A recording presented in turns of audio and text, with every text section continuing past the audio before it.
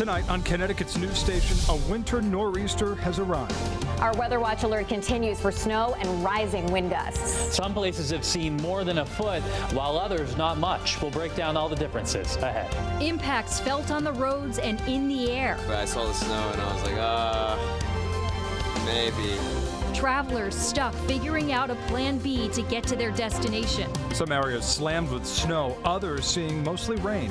We have live team coverage tracking the latest conditions across the state. Fox 61, Connecticut's news station, begins with a weather watch alert. And we are following that weather watch alert tonight, tracking a nor'easter, bringing snow and rain across the state, causing downed trees and wires all throughout the day. Good evening. Thanks for joining us here in the news at 6. I'm Ben Goldman. And I'm Jen Bernstein. Rain and snow has been coming down for hours, and taking a look at the radar right here, you can see it's not over yet. We have live team coverage right now. Our crews are out in every corner of the state tracking the latest conditions, the damage also being caused by the storm. Yeah, the Fox 61 weather team also standing by tracking the timing, so we want to send it right over to Chief Meteorologist Rachel Frank for an update on the forecast. Rachel. Yeah, your opinion of the storm really depends on where you live. This was a high impact nor'easter for the Northwest Hills with a foot and a half of snow coming down. But in the Hartford area, for example, not as big of a deal, with a lot of rain, a little bit of snow on top, but a lower impact for sure. And that's how it's been for a lot of the state outside of the hills. Mostly rain, but a little bit of snow on top. And we are dealing with some of that snow outside right now. Luckily, temperatures are above freezing all across the state. So that's allowing a lot of the snow that ends up hitting the roads to melt, although we are seeing reports of a dusting on or coating on the grass, that sort of a thing. Along the shoreline, we are seeing mostly rain right now with temperatures that are just so far above freezing. In the Hartford area, we're seeing snow might be melting on the way down, which is why it's showing up as green right now on the radar. Mix of rain and snow possible around Wallingford. It's likely just rain in Brantford and West Haven. It's been snowing off and on at varying rates for Southbury all day.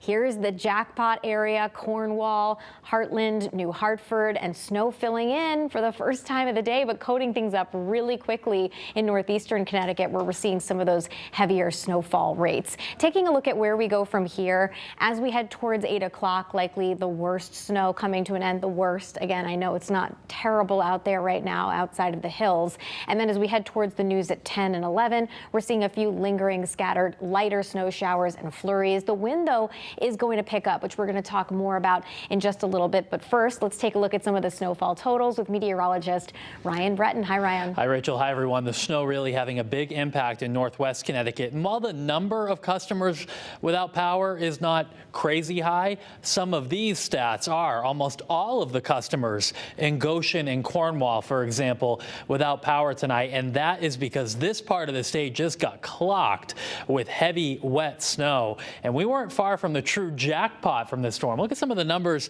up over the border in Massachusetts. 2 to 3 feet of snow in some of those places. Just crazy to see that happen. Now, some of you in eastern Connecticut might be wondering, why did we not get much snow at all? And why were we seeing rain really for much of the day? Well, this was the main storm system that formed, but another area of low pressure formed just to our south last night. And these two were kind of dancing around each other. And what happened was this lingered over Connecticut for a while today, bringing in a little bit of warm air and dry air, but now it's pinwheeling back the other way, and you can see the main storm is now pretty far offshore. We'll play this through one more time, though. You can see this morning this one came up, now it's starting to retreat and pull away, and that's why on the backside of it we've seen a change back over to snow tonight. Rachel's back with much more on the storm and everything that follows it, all coming up. Back to you. Thank you, Ryan. Our live team coverage continues as the nor'easter arrives here in Connecticut. Litchfield County seeing the most snow so far. We want to check back in with Fox 61's Samaya Hernandez, who is live in Litchfield now with more. Samaya. Jen and Ben, this heavy wet snow, it's been falling really for 24 hours now. And so let's figure out just how much of it we have here. It's not quite a snow angel, but I'm just going to plop down here. A decent amount. And the higher you climb in elevation, the more it is and the more problematic it is for the roads. heavy, wet snow, too steady to keep up with, across a windy Litchfield Hills. A late-in-the-season nor'easter bringing high winds and high snow accumulation in Connecticut's highest elevations, powerful enough to take down trees and wires. Gavin Carter lost power Tuesday afternoon, almost 24 hours after snow started falling in Goshen. He doesn't have a generator. So I'm going to be in trouble with the wife for not having a generator again, but we don't have one here. I think last year when we had a wet snowstorm like this, maybe it was a week without power, so hopefully not this time. By Tuesday afternoon, the storm knocked out power to nearly 2,000 Eversource customers in Goshen and caused crashes like this that damaged a plow truck on Route 4 and injured 2 people. The Carters are looking ahead to Wednesday with hope. My wife and kids are going to England tomorrow, so hopefully they'll be able to get out, but the roads are going to be clear, I guess, to get to the airport, so we'll see. 30% of flights canceled today. Did you know that? I didn't know that, but that's not good odds, is it? Schools are closed across Litchfield County, where customers are seeing the highest number of outages, and crews are working to restore power and clear downed trees and branches. 13-year-old Lily Markovich dressed for a nor'easter, but she'd rather be at school. I'm a little sad that it snowed personally because today's Pi Day at school and we are going to have a huge celebration. Instead, Lily was helping the family clear fallen trees from the driveway. I've got a bunny barn in our backyard and I've had to shovel it a couple times in order to get there from our back door. And steps up the road, trees brought down live wires no cars could pass. And there are several hundred state plows on the roads here. Take a look here in the center of town in Litchfield. The roads look fantastic, and we've seen these plows go around, and there actually aren't that many people on the roads. It's those side roads that you just took a look at where you want to stay inside for a little bit longer if you can. That's the latest here in Litchfield. I'm Samaya Hernandez, Fox 61, Connecticut's news station. Thank you, Samaya. Our live team coverage continues as we track the nor'easter. Let's head out to North Canaan now. That's where we find Fox 61's Carmen Chow outside of a Stop and Shop. Hi, Carmen. Well, hey there, Ben. You know, people usually scramble to get their bread and milk a day before the storm, but that's not the case here at the Stop and Shop in North Canaan. We're still seeing a few shoppers picking up some last-minute necessities. Now, we're about 10 minutes from Norfolk, and conditions here are just as bad. It's very slushy. We're also not far from Massachusetts. Some people I spoke to there says they've also lost power since this morning, and some of them are running their homes on generators. But I know, not everyone is as fortunate. Now, there's still no timeline of when Eversource will turn the lights back on for people up here, but they're all hoping by the evening time. And it seems like the snow will start to die down shortly before midnight tonight. We just needed a few things for our house.